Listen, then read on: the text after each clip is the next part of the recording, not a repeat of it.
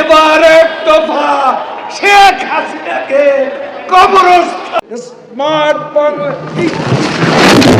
পালাবো না।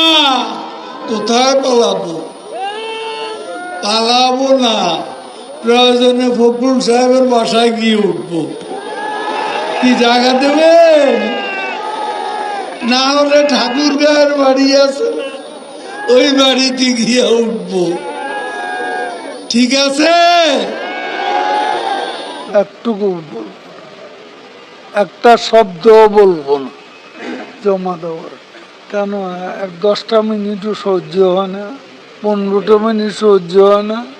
এখন অপেক্ষা কার জন্য আসলে? হ্যাঁ, এখন অপেক্ষা কার জন্য? আপনার জন্য। মাসুদ, তুমি এখানে সব আর কি পুরনো খেলা শুরু করছো? তুমি কি কোনোদিনও ভালো হবে না? তুমি কোনোদিনও ভালো হবে না।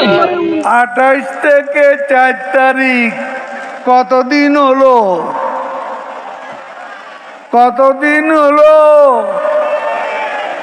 28 তারিখের পর তো শেখ হাসিনা নেই।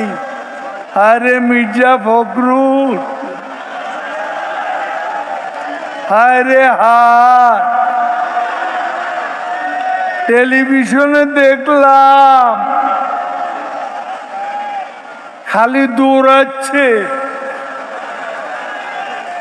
কেউ কেউ টেনে ধরে হরতাল ঘোষণার জন্য।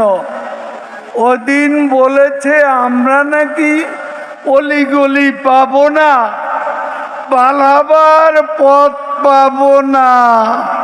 এখন কার পালাবার পথ নেই? গয়েশ্বর বাবু ডিবি অফিসে গিয়ে কোরাল মাছ খাইলেন, ভালো তো। গয়েশ্বর বাবু কই?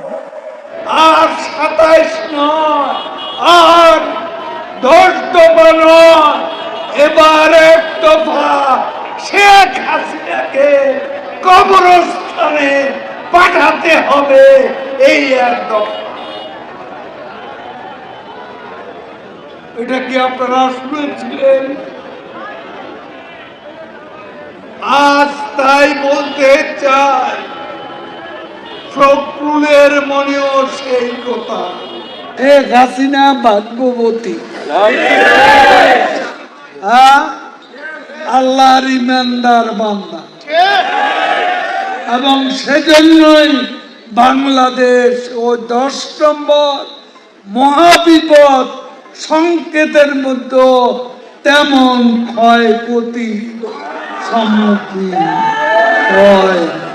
আওয়ামী লীগ কচু পাতার উপর ভোরের শিশির বিন্দু নয়, টোকা লাগলেই পড়ে যাবে। একথা যদি মনে করেন ভুল করছি।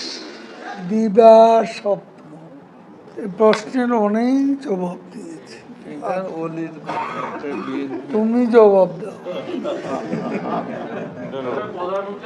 এটা অনেকবার বলেছি, আর বলতে কথায় কথা পারবো। পরে হেডিং ওটা তারপর দিন তারিখে দিয়েছি কবে সরকারের পতন দিবস।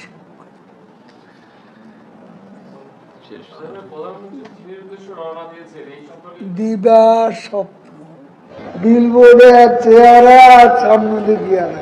শেখ হাসিনা ডিজিটাল করে সবারই নায়ক বানাইয়া দিচ্ছে। মঞ্চে সব নেতা, পুরা নেতা, আদলি নেতা, শিকি নেতা, আতি নেতা, পাতি নেতা, নেতা নেতা স্টেজ বাংলি,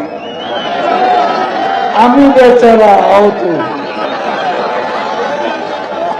এই মঞ্চ আমার দরকার নেই, মঞ্চে এত নেতার দরকার নেই। কর্মী বাড়ান, নেতা কমান, এত নেতার দরকার কি? এত নেতার কাজ কি? কি কাজ করে এই নেতারা? মাসুদ, তুমি এখানে এসে আবার কি পুরানো খেলা শুরু করছো? তুমি কি কোনোদিনও ভালো হবে না? তুমি কোনোদিনও ভালো হবে না। মাননীয় সাধারণ সম্পাদক, আমরা একটু লাইভে ছিলাম, একটু যদি বলতেন যে আপনারা তো এখন নিশ্চয়ই প্রধান নির্বাচন কমিশনারের সঙ্গে বৈঠক করবেন, একটু আনুষ্ঠানিকতা যদি একটু বলতেন। একটুকু